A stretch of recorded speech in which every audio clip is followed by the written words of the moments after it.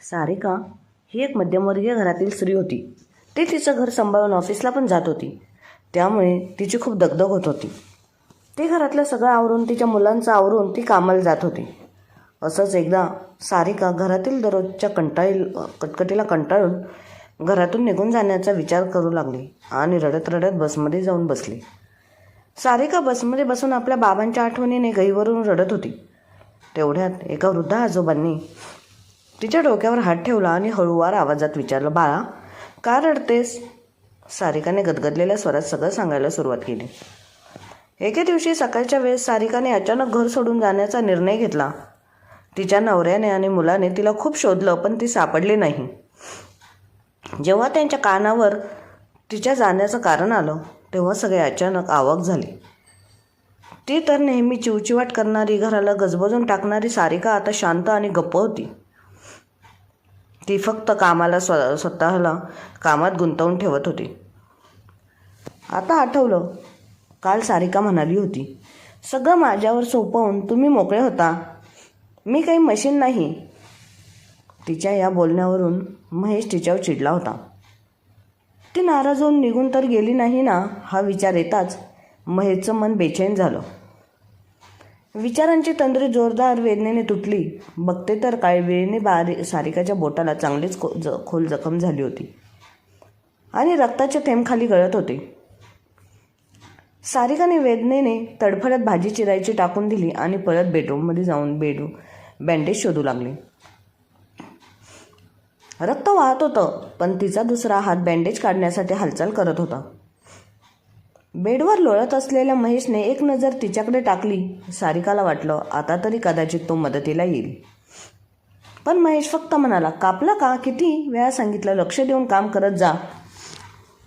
आता बँडेज लाव. एवढं बोलून तो पुन्हा मोबाईलमध्ये डोकं खुपसून बसला. म्हणतात ना, मनावरचे घाव जखमांपेक्षा खोल असतात. तसंच काहीसं सारिकाला जाणवलं. तिने बँडेज लावलं. वेदना तर होत होत्या पण मनातल्या वेदना थांबत नव्हत्या. ती पुन्हा भाजी चिरायला परतली. भाजी चिरताना अचानक तिच्या कानावर बाबांचा आवाज आला, अगं उठ, किती रक्त येते तुला, काही समजत नाही का? सारिकाने आश्चर्याने इकडे तिकडे पाहिलं पण वडील कुठेच नव्हते. ती कल्पना होती पण तिच्या वडिलांच्या काळजीने भरलेला आवाज तिला स्पष्ट ऐकू आला. बाबांचं प्रेमच तसं असतं. सारिकाच्या मनात विचार आला, थोडं जरी कापलं तरी बाबा मला 2-3 दिवस स्वयंपाकघरात जाऊन देत नव्हते. तेव्हा मी म्हणायची, बाबा किती ओव्हर रिॲक्शन करता. बाबांचं हे ओव्हर रिॲक्शन कधी कळलंच नाही मला. तिला बाबा आठवले, जिच्या काळजीमुळे ते नेहमी चिडचिड करत असत. पण आता तेच बाबांचं प्रेम तिच्या मनाला वेढून गेलं. डोळ्यातून अश्रू वाहत होते आणि मनातून ती पुन्हा तिच्या लहानपणीच्या आठवणींमध्ये रमली. आता समजलं, त्या ओव्हर रिॲक्शनमध्ये बाबांचं काळजीने भरलेलं प्रेम होतं. असं स्वतःशी म्हणत सारिका भाजी चिरू लागली. पण यावेळी तिच्या डोळ्यात बाबांच्या आठवणींचा झरा वाहत होता. पण बाबांना या गोष्टीची काळजी कुठे होती? नाही तर असे अचानक या जगात तिला एकटीला सोडून गेले नसते. बाबा तर निघून गेले पण त्यांची सवय कुठे जाते? या सगळ्या विचारांनी सारिकाच्या हाताने यंत्र मानवासारखं काम सुरू केलं. भाजी शिजवली होती आणि आता चपात्या बनवून डबा भरू लागली. ही तर रोज सकाळची ठरलेली दिनचर्या होती. सकाळी लवकर उठून समीरला उठवणं, त्याला आंघोळ घालून तयार करणं आणि त्याच दरम्यान त्याच्यासाठी नाश्ता आणि डब्बा बनवणं. एवढं करता करता समीरच्या बसची वेळ होत असे. धावत परत त्याला सोडून परत आलेली सारिका काही वेळ वाया घालवत नसे. स्वयंपाक बनवणे, घराचा पसारा आवरणं, पूजा करणं आणि महेशला वेळेची जाणीव करून देणं, हे सगळं ती एका श्वासात करत असे. महेशला डब्बा देऊन ऑफिसला पाठवून ती स्वतःसाठी थोडाही वेळ काढू शकत नसे. तिचं स्वतःचं जेवण नाश्ता नेहमीच तारेवरची कसरत असे. ट्रेनमध्ये बसायला जागा मिळाली तर चपाती भाजीचा रोल कसा गिळून घेत असे, नाही तर ऑफिसमध्ये डबा संपवायचा. आज मात्र ट्रेनमध्ये चढल्यावर समोरची रिकामी सीट तिला आपल्याकडे खुणावत आहे असं वाटलं. ती मागच्या गर्दीतून वाट काढत सीटकडे धावली पण समोर एक वृद्ध आजोबा हळूहळू त्या सीटकडे येत होते. सारिकाने चटकन सीटवर बॅग ठेवून डोळ्यांनीच त्यांना इशारा केला, हे तुमच्यासाठी आहे. त्या वृद्ध आजोबांनी हलकंसं हसून सारिकाकडे पाहिलं. त्या चेहऱ्यावरचे समाधान बघून सारिकाच्या मनाला एक विचित्र शांतता लाभली. त्या आजोबांचं हास्य पाहून सारिकाला वडिलांची आठवण आली. तिच्या वडिलांचं हसणं नाही असंच खोटंसं पण प्रेमळ असेल. आता सारिकाच्या चेहऱ्यावर हलकंसं स्मित आणि डोळ्यात अश्रू एकत्र चमकत होते. ती दरवाजाजवळ टेकून उभी राहिली होती. बाबा नेहमी म्हणायचे, एकदा तरी येऊन भेट. पण मी संसार, काम आणि धावपळीच्या चक्रात अडकून गेले होते. समीरचा अभ्यास, घरकाम, ऑफिस, महेशचं काम या सगळ्या बेड्या पायाने इतक्या घट्ट होत्या की बाबाकडे जाण्याचा विचारसुद्धा करू शकले नाही. बाबा मुलगी भेटायला येईल या आशेवर जगत होते, पण ती आशा अचानक निघून गेली. वडिलांच्या शेवटच्या दर्शनालाही मी पोचू शकले नाही. मनातल्या मनात वाटत होतं की कदाचित बाबा माझ्यावर रुसले असावेत. ते मला त्यांचं शेवटचं दर्शनही देऊ इच्छित नव्हते.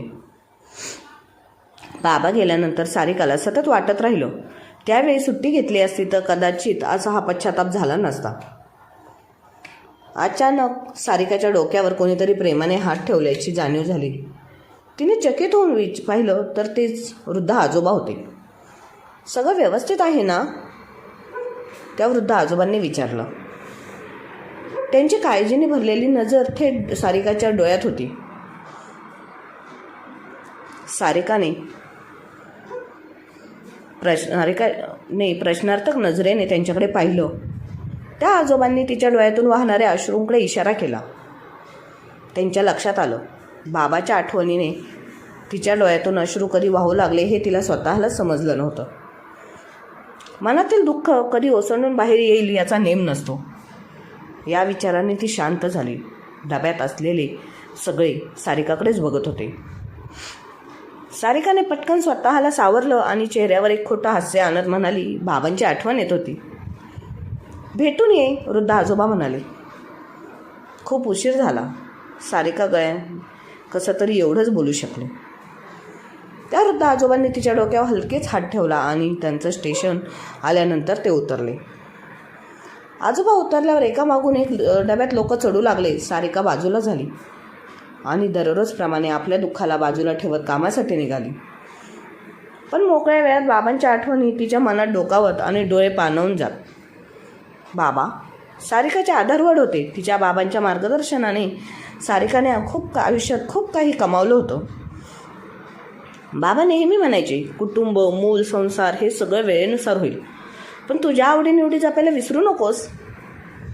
बाबा पुढे म्हणायचे, एक दिवस मुलं मोठी होतील, स्वतःच्या आयुष्यात व्यस्त होतील आणि मग तुला एकटेपणा जाणवेल. तेव्हा तुझ्या आवडी आणि तुझं व्यक्तिमत्व तुझ्यासोबत असावं लागेल. सारिका गमतीने उत्तर द्यायची, मला एकटं राहायला खूप आवडतं. त्यावेळी मी मनसोक्त झोप काढणार. बाबा हसून म्हणायचे, असं किती दिवस चालेल? प्रत्येक दिवस सारखा वाटत नाही. आवडी जोपासून ठेव, त्या तुला एकटेपणाला सामोरे जाण्यासाठी ताकद देतील. बाबांच्या या शब्दाने सारिकाला प्रेरणा मिळायची. ती जेव्हा कधी स्वतःला एकटी समजायची तेव्हा तिच्या मनात बाबांचे शब्द आणि त्यांच्या प्रेम सोबत असायचं. समीरच्या जन्मानंतरही बाबांनी तिची खूप काळजी घेतली होती. त्यांच्या मदतीने सारिका लवकरच ऑफिसला जायला लागली. सारिकाने अनेक वेळा विचार केला होता की घर आणि कुटुंबाची जबाबदारी लक्षात घेऊन तिला कामातून ब्रेक घ्यावा, पण बाबा तिला नेहमी थांबवत म्हणायची, घरी बसून काय करशील? कमीत कमी कामासाठी घरातून बाहेर तर पडतेस, तुझं मन लागतं. आज ट्रेनमध्ये भेटलेल्या त्या बाबांनी डोळ्यातील पाणी ओळखून विचारलं तेव्हा सारिकाला जाणवलं की त्या अनोळखी व्यक्तीकडूनही तिला बापाचं आपलेपण मिळालं. पण महेशबाबत तिला तसं वाटत नव्हतं. महेश आणि सारिकाचं लग्न दोन्ही कुटुंबांच्या सहमतीनं ठरलं होतं. साखरपुड्यापासून लग्नापर्यंतचा एक महिना त्या दोघांनी खूप जवळून अनुभवला होता. त्या काळात सगळे त्यांना चिडवत म्हणायचे, तुमचं लग्न अरेंज मॅरेजपेक्षा लव्ह मॅरेजसारखं वाटतं. सारिका हे ऐकून लाजत होती, पण तिच्या मनात महेशबद्दल अपार प्रेम होतं. आज मात्र तिला आश्चर्य वाटत होतं, हा तोच महेश आहे का जो तिच्या एका अडचणीवर विचलित व्हायचा आणि आता तिच्या जखमेतून वाहणारं रक्त पाहून त्याला काही फरक पडत नाही. समीरच्या जन्मानंतर संसाराच्या जबाबदाऱ्यांमध्ये सारिका एवढी गुंतली की महेश आणि तिच्या नात्यात एवढी दरी कधी निर्माण झाली हे तिला समजलंच नाही. अचानक मोठ्या हॉर्नचा आवाज ऐकून सारिका विचारातून बाहेर पडली. ती रस्त्याच्या मधोमध तशीच उभी राहिली होती. पटकन स्वतःला सावरत ती रस्त्याच्या कडेला आली. काही क्षण आजूबाजूला पाहून तिने अंदाज घेतला की ती नेमकी कुठे आहे. यंत्रमानवाप्रमाणे आपल्या स्टेशनवरून उतरून ती ऑफिससाठी निघाली होती. तिने स्वतःला सावरलं ही नव्हतं, तोच तिच्या बॅगमधला फोन वाजू लागला. एवढी गडबड झाली होती की फोनवरचं नाव न पाहता एका श्वासातच ती बोलली, सर ट्रेन चुकली होती, खरंच सॉरी, स्टेशनवरून येतच आहे. दुसऱ्या बाजूने हसण्याचा आवाज आला. खरंच तू तर ट्रेनसारखी सुटली आहेस. सारिकाने आश्चर्याने फोन कानापासून दूर करून नंबर पाहिला. सायली तू? सॉरी अगं, मला वाटलं ऑफिसमधून फोन आहे. आमची वाघीण तर बकरी झाली आहे असं वाटतंय. तुला पुन्हा जंगलात बोलवायची वेळ आली आहे. सायली तिच्या नेहमीच्या थाटात बोलत होती. सारिका तिच्या बोलण्याकडे दुर्लक्ष करत ऑफिसकडे चालत म्हणाली, हो काय हो? अगं तुला यावेळी यावंच लागेल, नाही तर पुढच्या वेळी बकरीच्या ठिकाणी मांजर व्हायला तुला वेळ लागणार नाही. कुठे यायचं आहे तू बोलत आहेस? मला काही समजत नाही. सारिका थोडी अस्वस्थ होऊन म्हणाली, शाळेचं गेट टुगेदर आहे, सांगितलं होतं ना तुला, लक्षात नाही का? सारिकाच्या आवाजात थोडासा उदासपणा आला. सायली मी तुला नंतर फोन करते, आज मला खूप उशीर झाला आहे. अगं ऐकून तरी घे ना, बाय, म्हणून सारिकाने फोन ठेवून दिला. ऑफिसवरून घरी येत नाही ते सायलीचं बोलणं तिच्या डोक्यात घुमत होतं. तिला आठवलं की सायलीने गेल्या आठवड्यातच फोन करून गेट टुगेदरबद्दल सांगितलं होतं. पण ती कशी जाऊ शकते? घर ऑफिस सगळं तिच्या खांद्यावर आहे. समीरचा अभ्यास, महेशचं ऑफिस सगळं कसं होणार? आणि आता ती पहिली सारिका कुठे राहिली आहे? ती तर कदाचित आता राहिलीच नाही. ऑफिसमधून घरी आल्यानंतर सारिका चहाचा कप घेऊन बसली. तिला याच वेळेत थोडं निवांत बसायला मिळायचं. समीर त्याच्या बॅडमिंटन क्लासला गेला होता आणि महेश अजून ऑफिसवरून आलेला नव्हता. त्या काही क्षणात तरी सारिका काहीही विचार न करता शांत बसून वेळ हरवून इच्छित होती. पण तिच्या आयुष्यात असं होतं कुठे, प्रत्येक वेळी एखादी आठवण तिला विळखा घालायची आणि ती त्या आठवणीतून हरवून जायची. आज असं काही होणार तोच फोनची रिंग वाजली. स्क्रीनवर सायलीचं नाव झळकत होतं. पण सारिकाने तिचा फोन उचलला आणि फोनवर मिस कॉल नोटिफिकेशन दिसू लागलं आणि त्याच क्षणी व्हॉट्सअपवर मेसेजही आला. तिने वरूनच लक्ष दिले. डेट मेसेज वाचला. सायलीचा मेसेज होता. ती पुन्हा गेट टुगेदरबद्दल विचारत होती. सारिका विचार करत राहिली की तिला जायचं आहे की नाही, पण तिचं मन तिला सांगत होतं तू जाऊ शकत नाहीस. मग याबद्दल विचार करण्यात काय अर्थ? रात्री उशिरा समीरला झोपवून घरातलं सगळं आवरून ती रूममध्ये आली तर महेश त्याच्या फोनमध्ये डोकं खुपसून बसला होता. सारिकाने महेशकडे एक कटाक्ष टाकलं आणि आपल्या जागेवर पडली. तिच्या डोळ्यातून झोप अदृश्य झाली होती. मन मात्र कुठेतरी भटकत होतं. खरंच अंथरुणावरच्या दोन्ही बाजू कितीतरी वेगळ्याच दुनियेचे रूप घेतात. वास्तविक पाहता बिचाऱ्याच्या दोन टोकावर दोन जग वसलेली असतात. अचानक तिला सुचलं की या दोन टोकावर वसलेल्या दुनियेच्या मधोमध संवादाचा एक मार्ग उघडावा. ऐकलं का? तिने विचारलं. हां, फोनमध्ये हरवलेला महेश असाच म्हणाला. मी विचार करते काही दिवस कुठेतरी निघून जाते, सारिकाने मनातलं सांगितलं. कुठे? महेशने अचानक तिच्या बोलण्याकडे लक्ष दिलं. कुठेही? सायलीचा फोन आला होता. आमच्या शाळेत गेट टुगेदर आहे, सारिका अडखळत म्हणाली. मग जातेस का? महेश आता फोनमधून पूर्णपणे बाहेर आला होता. कुठे मी गेली तर इथे कसं होईल? सारिकाने थोड्या चिडक्या सुरात विचारलं. इथं काय होईल म्हणजे? आम्ही आहोत ना. असं नाही की सगळं तूच केलं म्हणून होतं. तू काळजी करू नकोस, आम्ही सगळं व्यवस्थित करू. आणि तसंही अर्धा दिवस आम्ही सगळे घरातून बाहेरच असतो. माहेरच्या बोलण्याच्या या स्वराने, महेशच्या बोलण्याच्या या स्वराने सारिकाची चिडचिड झाली. ती तडफडत म्हणाली, हो मी काय करते? मी नसले तरी सगळं व्यवस्थित होतं. एक दिवस जाते मग कळेल. घरातलं एक तांब्याही उचललं जाणार नाही. असं काही नाही, मी सगळं करू शकतो. तुला माहीत आहे का, मी तुझ्या आधी स्वतःच सगळं करत होतो. मी बनवलेली डाळ तर माझ्या मित्रांना खूप आवडायची. माझी डाळ फेमस होती. यश, प्रशांत सगळ्यांनी तुला सांगितलं आहे ना? सारिकाने तिखटपणे उत्तर दिलं. ज्याचा स्वाद कधी मी घेतला नाही त्याचं कौतुक कोणीही केलं तर काय उपयोग ना? कधी मला ती डाळ खायला मिळाली ना कधी मी तुमचं काम बघितलं. खोटं कौतुक तर कोणीही करू शकतो. सारिकाला माहीत होतं की महेशच्या डाळीला नाव ठेवणं त्याला सहन होणार नाही, पण तिचं स्वतः केलेल्या कामाचं क्रेडिट कोणी हिसकावून घेतल्याने ती खूप दुखावली होती. त्यामुळे ती मुद्दामच टोमणे मारत होती. कुठे संवादाचा मार्ग उघडायचा होता आणि कुठे तिचा तिढा अधिकच वाढत गेला. महेशचा संयम तुटला. तो म्हणाला, सारिका, खूप झालं आता. तुला काय वाटतं? तुझ्या विना घर चालू शकत नाही? या गैरसमजात राहू नकोस. तुला जिथे जायचंय तिथे जाऊ शकतेस. मी घर आणि ऑफिस दोन्हीही आरामात सांभाळू शकतो. आणि हे लक्षात ठेव,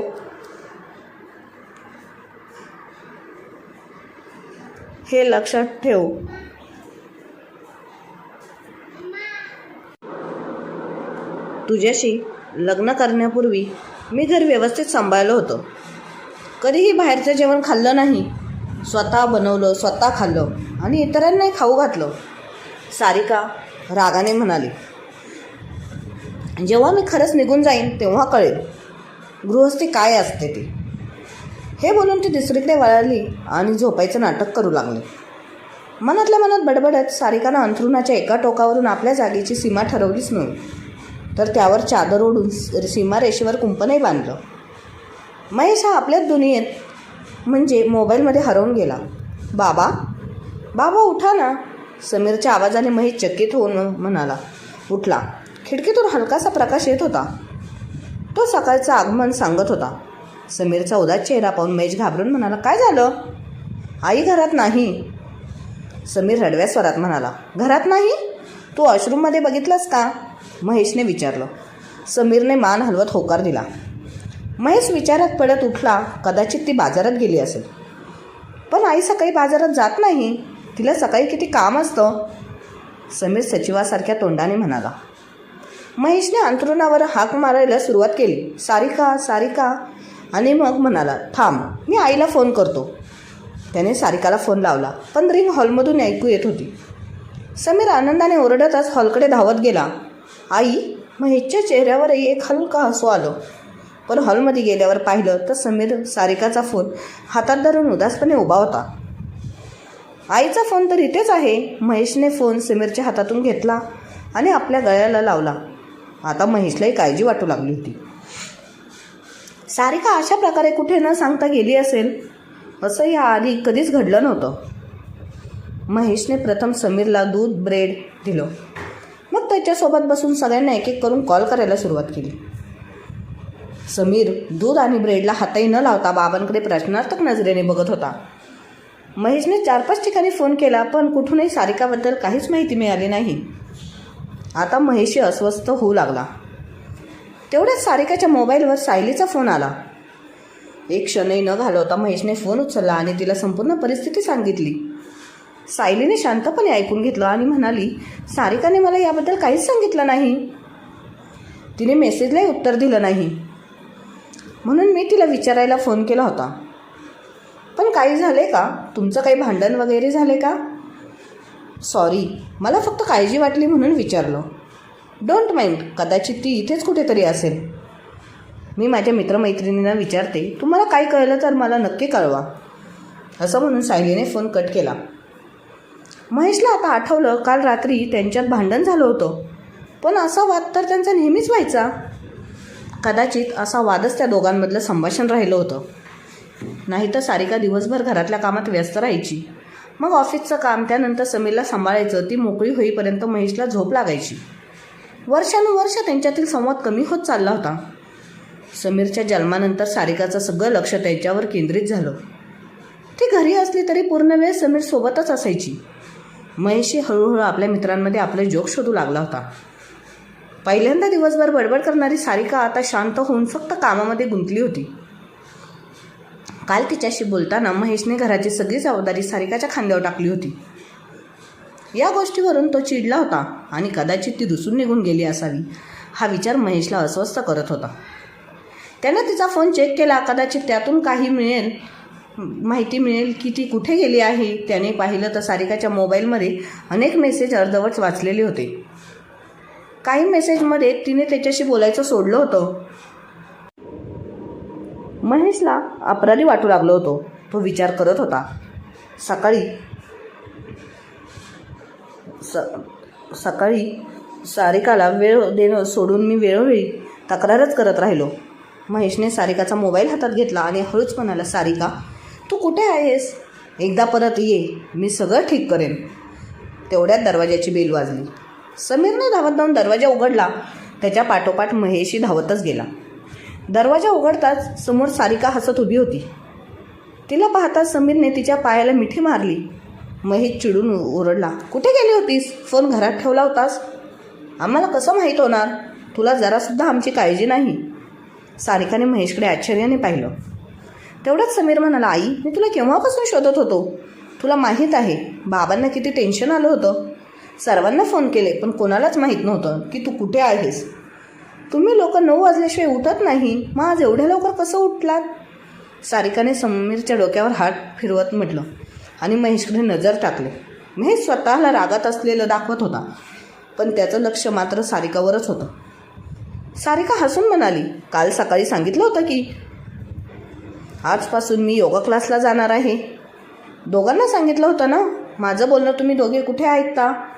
चला पटकन ब्रश करा, मी नाश्ता बनवते. असं म्हणून सारिका आत जाऊ लागली की तेवढ्यात महेशने तिचा हात पकडला आणि गळ्याशी घट्ट पकडलं. माहीत नाही कसं तो डोळ्यातलं पाणी थांबवत होता, तरीसुद्धा त्याच्या डोळ्यातून अश्रू वाहू लागले. सारिका महेशला पाहून हैराण झाली होती. महेश, प्लीज, काय झालं? सॉरी सारिका, मी इथून पुढे तुला कधीच एकटीला राहू देणार नाही. मी सगळं व्यवस्थित करेन, मी तुझी काळजी घेतली नाही. सारिकाने महेशला सोफ्यावर बसवलं आणि त्याच्याजवळ बसली. जवळच उभ्या असलेल्या समीरला तिने इशारा करून पाणी आणायला सांगितलं. महेश, काय झालं? तू माझी काळजी घेतली नाहीस. मी तुला कधी असं म्हटलं? काल तर मी रागाने बोललो होतो. Sarika, I am sorry. Sarika, तुला माहीत आहे सकाळपासून तू दिसली नाहीस तेव्हा मला जाणवलं की तू नसलीस तर हे घर आणि हे जग किती रिकामं होईल. तो आमची शक्ती आहेस. आम्ही तुझ्या बंधनामध्ये बांधलो आहोत. असं काहीही नाही, सारिका महेशला आधार देत म्हणाली. पाण्याचा पेला घेऊन आलेला समीर महेशला बघत होता. महेशने पाणी पिलं आणि समीरला आपल्या मांडीवर बसवलं. समीर, तुझ्या आईला तुझ्या मैत्रिणींना भेटायला जायचं आहे. आपण दोघं मिळून काही दिवस घर सांभाळूया. तू तुझ्या बाबांबरोबर राहणार? सारिकाचे डोळे पाणावले. समीरने नाही म्हणून मान हलवली. बाबा, आईशिवाय घरी चांगलं वाटत नाही. माहीत आहे, तुझ्या आईशिवाय मला पण चांगलं वाटत नाही. पण आईला सुट्टी हवी आहे ना. तू शाळा सुटल्यानंतर बॅडमिंटन खेळायला जातोस. बाबा ऑफिसनंतर त्यांच्या मित्रांना भेटतात. आईला पण तिच्या मैत्रिणींना भेटावं वाटतं. महेशचं बोलणं ऐकून समीरने सारिकाकडे पाहिलं आणि आपल्या छोट्या मनामध्ये विचार करून म्हणाला, ओके, पण आई, तू तुझा फोन घेऊन जा आणि रात्री झोपण्या अगोदर एकदा मला व्हिडिओ कॉल कर. चालेल ना? सारिकाने भरलेल्या डोळ्यांनी मान हलवून आपली स्वीकृती दिली आणि समीरला आपल्या छातीशी कवटाळलं. अरे रे, अरे अरे, आई आणि मुलाच्या प्रेमामध्ये बाबांना विसरला का महेश? सारिका आणि समीरला दोघं यांनाही गळ्याशी लावतो.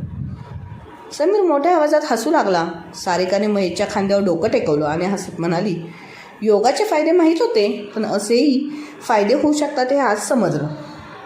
सारिकाचं बोलणं ऐकून महेश मोठ्याने हसू लागला आणि त्यांचा सुखाचा संसार चालू झाला व महेशला पण त्याची चूक कळाली व तो सारिकासोबत चांगलं वागू लागला. जर प्रत्येक नवरा आपल्या बायकोसोबत असंच वागला तर त्यांची भांडणे देखील होणार नाहीत आणि त्यांची गैरसमज होऊन त्यांची घटस्फोट पण होणार नाहीत. पण मला असं वाटतं की प्रत्येक नवऱ्याने बायकोला कायम समजून घेतलं पाहिजे. जर नवऱ्याने बायकोला समजून घेतलं तर भांडणांचे प्रमाण खूप प्रमाणात कमी होईल आणि संसार सुखी चालू होतील. धन्यवाद.